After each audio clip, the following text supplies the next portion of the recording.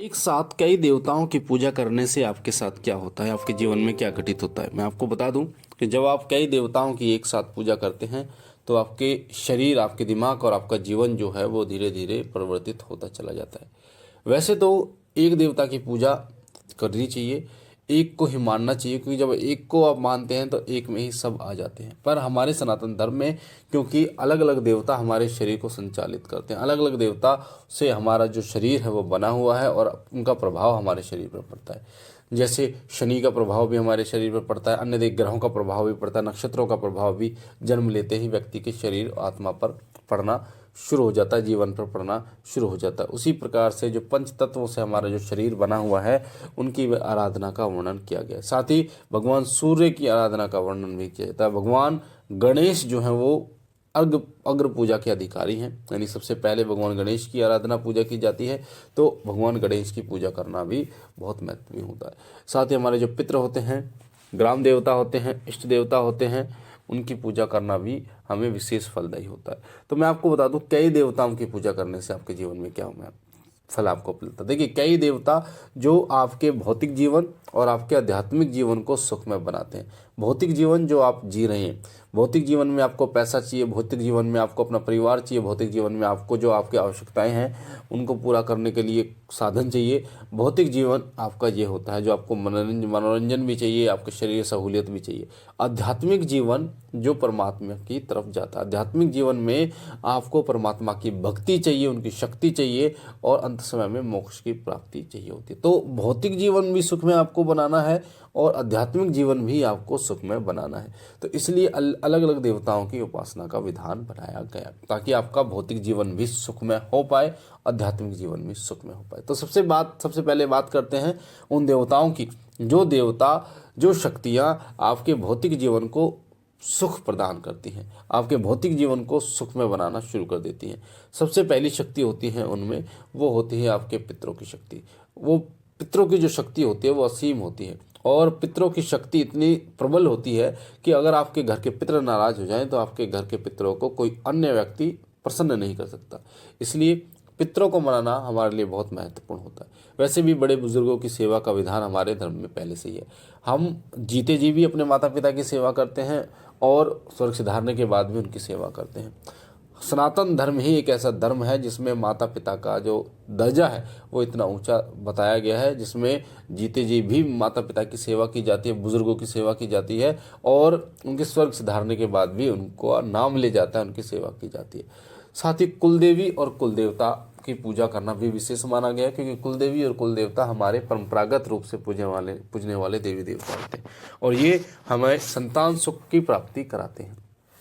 संतान संबंधी जितनी भी परेशानियां आती हैं उन सभी परेशानियों का नाश करते हैं कुलदेवी और कुलदेवता। चाहे वो आपके शरीर में कोई रोग उत्पन्न क्यों ना हो, उन सभी का नाश करने का कार्य कुलदेवी और कुलदेवता करते हैं। आपके घर में सुख समृद्धि लाने का कार्य, माता लक्ष्मी का वास कराने का कार्य जो है वो कुलदेवी और कुलदेवता करते हैं, जिससे आपका पूरा जो घर है वो चलता है। साथ ही आपके घर में सुख समृद्धि जो होती है, शांति जो होती है, वो आपके घर की कुलदेवी और कुलदेवता के कारण ही होती है। जो आपस में प्रेम भाव, एकता का माहौल होता है, छोटे जो लोग होते हैं वो बड़ों की बात मानना शुरू करते हैं, वो सब आपकी कुलदेवी और कुलदेवता का ही एक प्रभाव होता है जो आपको भौतिक सुखों की प्राप्ति कराते हैं। साथ ही आपके जो ग्राम देवता होते हैं, हम लोग ग्राम देवता की भी पूजा करते हैं। जो ग्राम देवता होते हैं वो हमारे ग्राम यानी गांव के, नगर के, खेड़ा देवता भी उन्हें कहा जाता है, नगर खेड़ा भी कहा जाता है, ग्राम देवता भी कहा जाता है। ये पूरे नगर के, जहाँ हम रहते हैं उस नगर के मुख्य देवता होते हैं। उस नगर की पूरी जो जिम्मेदारी होती है वो इनके ऊपर होती है। कोई भी शक्ति सबसे पहले आती है तो इनसे पूछ के आती है, चाहे वो नकारात्मक हो चाहे वो सकारात्मक हो। अगर हम ग्राम देवता की पूजा करते हैं तो कोई भी नकारात्मक शक्ति किसी प्रकार से हमारा अहित नहीं कर पाती। और ग्राम देवता की इतनी शक्ति होती है कि वो पूरे ग्राम को यानी कि नगर को बांध देते हैं, जिससे कोई भी नकारात्मक शक्ति किसी का भी अहित नहीं कर पाती। तो ग्राम देवता की पूजा भी हमें आवश्यक होती है करनी। साथ ही इष्ट देवता की पूजा भी आवश्यक होती है। इष्ट देव हमारे वो देवता होते हैं जो हमें भौतिक सुख तो प्रदान करते ही हैं, साथ ही हमें अध्यात्म के साथ साथ में मोक्ष की प्राप्ति भी कराते हैं। इष्ट देव कौन होते हैं? इष्ट देव वो देवता जो आपके मन को भाते हैं। कई बार पिछले जन्म के जो देवता होते हैं वो आपको संकेत देते हैं, ऐसे ऐसे संकेत देते हैं जिनसे आप जान पाएँ कि पिछले जन्म में आप उनके सेवक थे। तो वो हर संभव प्रयास करते हैं कि आप उनकी पूजा करें और वो आपको पहले की तरह ही भाव से तारे। पर किसी न किसी वजह से वो लोगों के कर्म खराब हो जाते हैं, जिसके कारण से पिछले जन्म के देवता उनको नहीं मिल पाते। तो इष्ट देव जो होते हैं वो आपको भौतिक सुखों के साथ साथ में आध्यात्मिक सुख प्रदान करते हैं, आपको सही राह दिखाते हैं, आपको परमात्मा की भक्ति की तरफ लेके जाते हैं, साथ ही आपको अनुभव कराते हैं शक्तियों का, भक्ति आपको प्राप्त कराते हैं, शक्ति प्राप्त कराते हैं और अंत समय में मोक्ष की प्राप्ति कराते हैं। तो जो इष्ट देव होते हैं वो एक होते हैं, अन्य देवताओं में आपका रुझान हो सकता है।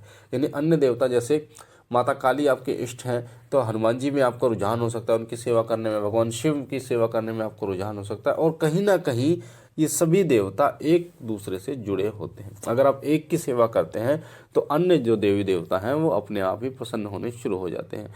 तो इन देवताओं की पूजा करने से आपको भौतिक और आध्यात्मिक सुख प्राप्त होता है, भक्ति प्राप्त होती है, शक्ति प्राप्त होती है और अंत समय में मोक्ष की प्राप्ति भी होती है। इसलिए हमारे धर्म में कई देवताओं की पूजा का विधान बताया गया है ताकि भाव से पार व्यक्ति हो पाए, ताकि वो अपने भौतिक जीवन को भी समझ पाए और आध्यात्मिक जीवन को भी समझ पाए। जबकि ये जो खूबसूरती है ये अन्य धर्मों में नहीं है।